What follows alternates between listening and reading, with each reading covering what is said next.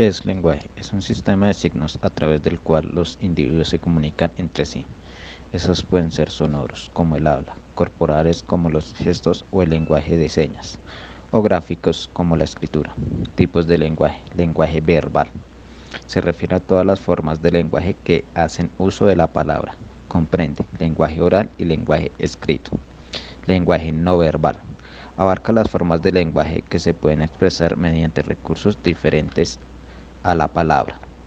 Lenguaje no verbal facial.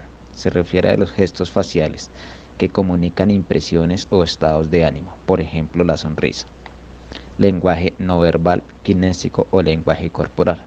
Se refiere a las acciones corporales que transmiten mensajes, por ejemplo los diferentes modos de sentarse o de disponer los brazos durante una conversación.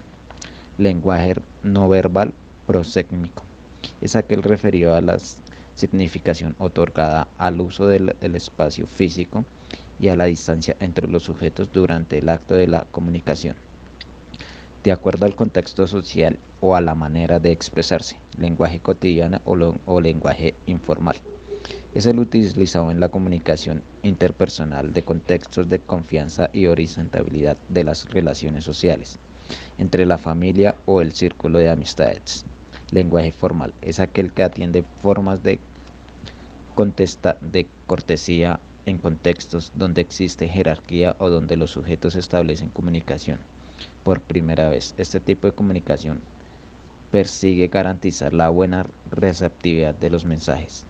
Lenguaje técnico es aquel lenguaje propio de un determinado ámbito académico, institucional, laboral, o un lenguaje especializado en una materia. Lenguaje científico, político, económico, cuyo es frecuente entre los miembros de una determinada comunidad profesional.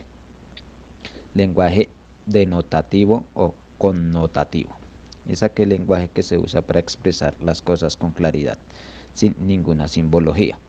El lenguaje denotativo se refiere a un hecho, situación, dato de manera directa. En cambio, el lenguaje connotativo es aquel que se comunica informaciones, sentimientos de forma figurada o simbólica, como no hay mal que por bien no venga.